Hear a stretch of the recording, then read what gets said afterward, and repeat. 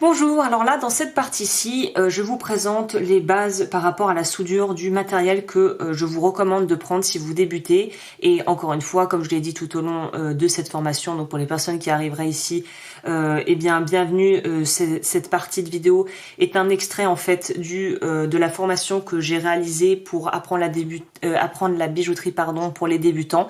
Si ça vous intéresse, les informations seront juste en dessous dans la barre d'informations avec le matériel si vous voulez vous le procurer. Pour les personnes qui seraient directement ici, qui ont pris la formation et qui arrivaient à ce stade, à ce module-ci, voilà, je vous présente en gros ce qui pour moi est le b.a.-ba pour pouvoir souder. Donc là, voilà comment faire enfin voilà, j'ai pris vraiment encore une fois, j'ai essayé d'être le plus minimaliste possible pour vous prendre que ce qui me paraît être essentiel. Sachant que ça l'est pas, mais je vous en parlerai après. Donc là, très clairement, par rapport à la soudure, on va avoir besoin d'un chalumeau Orca.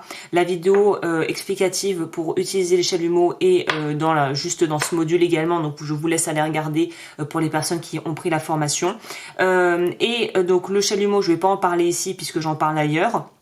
Là, je vais vraiment vous présenter le complément. Je ne parlerai pas aussi du déroché puisque j'en parle ailleurs plus loin dans le module. Donc là, en gros, si vous voulez commencer à souder, moi je vous conseille de prendre des petites boîtes. Ça s'appelle des tours de rangement qu'on peut aussi trouver en ligne ou en magasin de bricolage, dans certains magasins, je pense. Ou peut-être même en papeterie, mercerie, ce genre de choses. C'est des choses qu'on peut trouver dans les loisirs créatifs. Donc voilà, après, ce n'est pas obligatoire. Mais je trouve que c'est bien plus pratique de pouvoir les ranger et de les avoir sous ce format.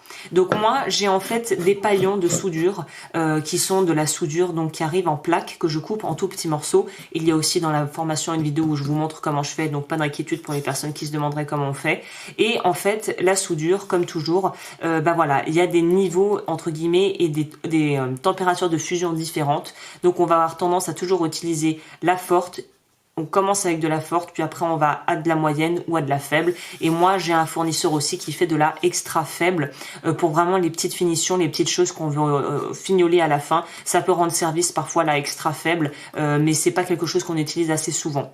Donc voilà, je l'ai fait sous forme de paillon et j'ai mon fournisseur qui me fournit la extra faible, la extra easy, qui fait aussi qui vendent la soudure du coup en fil. Je crois que Cookson s'y est mis, j'ai vu récemment sur le site.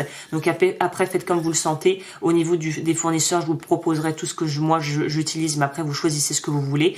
Là, je préfère dans beaucoup de cas la brasure, donc la brasure en fil que je prédécoupe aussi pour gagner du temps, que ça soit plus pratique. Pareil, on va de fort à extra faible. Donc c'est très pratique. Après, c'est en fonction de vous. Vous allez apprendre en pratiquant quels sont vos propres goûts et définir ce qui vous conviendra. Moi, je vous présente les deux parce qu'il faut connaître les deux selon moi. Donc voilà, ça c'est au niveau de la soudure. Voilà ce que vous aurez à prendre au niveau de la soudure pour commencer. Sachant qu'on me demande aussi extrêmement souvent, il existe de la soudure pour laiton. Je vous mettrai le lien en barre d'infos. Sauf que pour la soudure laiton, si vous n'avez pas un chalumeau Orca, vous n'allez pas pouvoir le faire. Il faut un chalumeau qui envoie quand même du bois, qui soit assez puissant. Sinon, vous n'arriverez pas à atteindre la température de fusion pour la soudure du coup laiton. Généralement ce qu'on fait, l'espèce de petit trick quoi comme on dit, ça va être d'utiliser mais vraiment de façon très mesurée de la soudure d'argent en fait sur le laiton, parce que si on fait bien ces soudures ça se verra quasiment pas normalement. En tout cas moi c'est ce que j'ai pu remarquer quand j'ai essayé de travailler le laiton au début. Si on n'en met pas trop et qu'on sait bien doser, qu'on fait ça proprement, ça peut le faire. Si vous voulez vraiment travailler à fond le laiton ou le bronze, je vous mettrai donc le lien pour cette brasure qui a besoin d'un chalumeau quand même. Oubliez le petit chalumeau comme ça là, il va falloir un vrai chalumeau pour travailler ça. Au niveau des supports de brasure, on va avoir besoin, ça c'est pas obligatoire, mais je trouve que le nid d'abeille c'est top pour pouvoir vraiment diffuser bien la chaleur et faire gagner du temps au niveau justement de la soudure, parce que ça prend plus vite grâce à cette chaleur. 2 blocs de charbon et 2 blocs de plaques comme ça, réfractaires. Je l'aime bien les prendre par 2 parce qu'après on peut faire, vous voyez, des montages. Si on doit monter, on doit faire une brasure, on met ça là, comme ça la flamme se reflète là et ça chauffe plus vite. Enfin voilà, il y a des petites techniques comme ça, donc je vous conseille de prendre tout ça en double.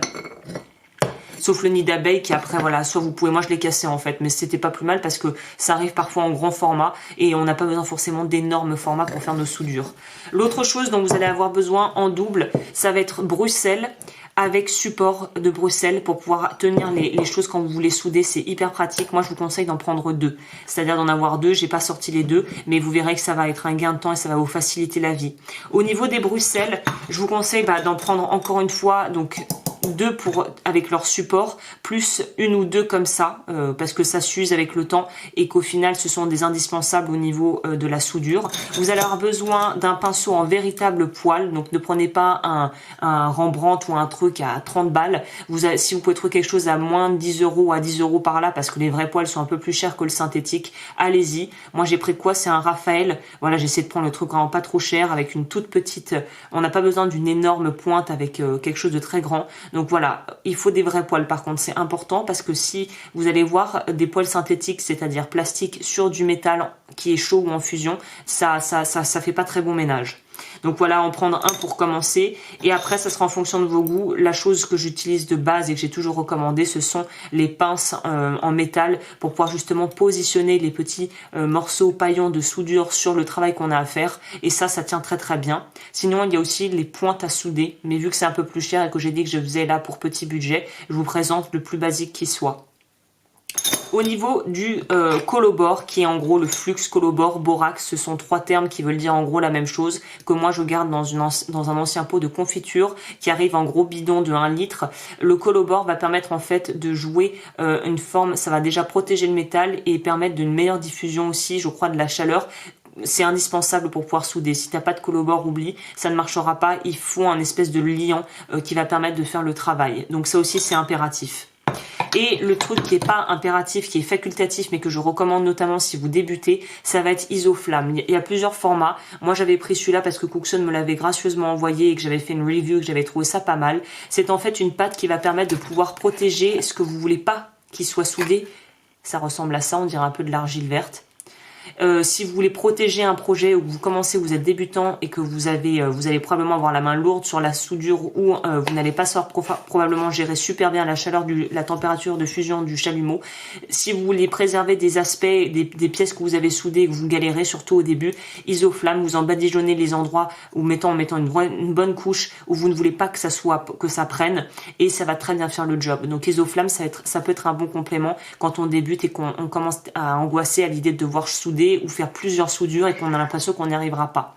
Donc voilà, je vous mettrai tous les liens des articles dans la barre d'information ou en dessous de la vidéo, donc dans le module. Et pour les personnes, je le répète, qui voudraient aller plus loin, la formation est disponible dans la barre d'infos. Et pour celles et ceux qui sont déjà en train de se former, écoutez, bon apprentissage et je vous retrouve très vite.